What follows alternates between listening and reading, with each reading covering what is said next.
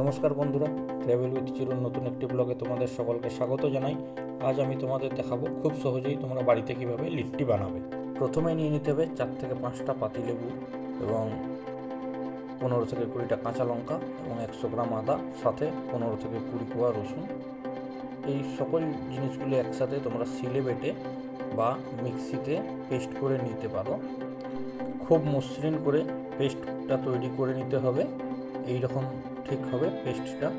এরপরে 750 গ্রাম থেকে 1 কিলো ছোলার ছাতু নেব এবং ছোলার ছাতুর সাথে এই পেস্টটি খুব সুন্দরভাবে সর্ষের তেলের সাথে, যার পরিমাণ হবে 100 থেকে 150 গ্রাম, খুব সুন্দরভাবে মেশাবো। এবং যে পাতিলেবুগুলি তোমাদের বলেছিলাম নেওয়ার কথা, পাতিলেবুগুলির রস একটি পাত্রে সংগ্রহ করে রাখবো এবং ধীরে ধীরে আদা, রসুন, কাঁচা লঙ্কার পেস্ট, সর্ষের তেল এবং পাতিলেবুর যে রস সংগ্রহ করে রেখেছি সেগুলি ছাতুর সাথে একসাথে মিশিয়ে ধীরে ধীরে খুব ভালো করে ছাতুটি মাখতে হবে।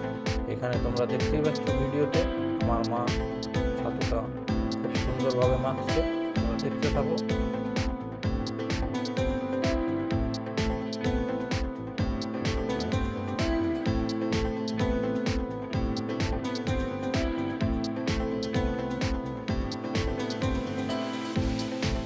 স্বাদ অনুসার 2 থেকে 3 টেবিল চামচ লবণ ছাতুর সাথে মেশানো হচ্ছে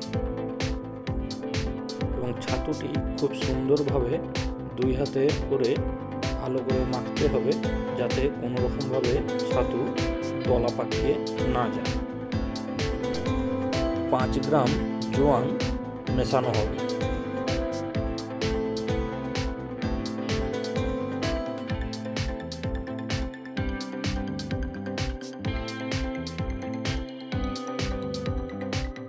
এরপর 5 গ্রাম কালো জিরে হাতের মধ্যে ভালো করে তুলে নিয়ে ছাতুর ওই মিশ্রণে মেশানো হবে।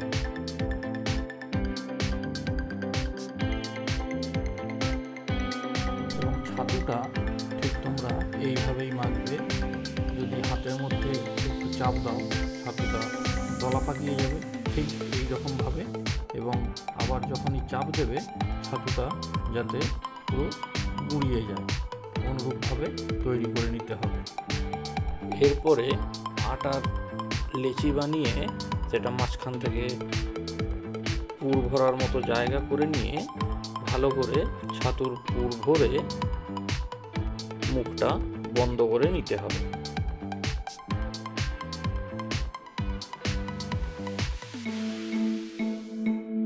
এবং ছাতুর পুর ভরা হয়ে গেলে ধীরে ধীরে ওই আটার লিচিটি আস্তে আস্তে হাতের তালুর চাপ দিয়ে ধীরে ধীরে গোলাকার আকৃতি বানাতে হবে,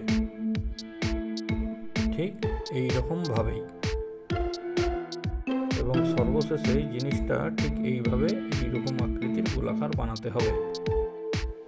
এরপর কাঠের আগুনে একটি চাটুর উপর লিট্টিগুলিকে আস্তে আস্তে সেঁকে নিতে হবে এবং তারপরে এই কাঠের আগুনের ওপর ওই সেঁকা লিট্টিগুলোকে আস্তে করে রেখে দিতে হবে এবং একটি চিমটার সাহায্যে ধীরে ধীরে উল্টে পাল্টে ভালো করে সেঁকে নিতে হবে। এরপর কাঠের আগুনে ভালো মতো লিট্টিগুলি সেঁকা হয়ে গেলে সেগুলোকে তুলে নিয়ে একটি কাপড়ের দ্বারা লিট্টিগুলিকে ভালো করে পরিষ্কার করে নিতে হবে, কারণ যে কাঠের আগুনের ছাইগুলি লেগে আছে সেগুলো পরিষ্কার হয়ে যাবে। দেখো তোমরা, এখানে আমার মা অনেকগুলি লিট্টি বানিয়েছে এবং আমরা বেগুন পোড়া এবং টমেটো পোড়া সহযোগে এগুলি আজকে খাবো। টাটা।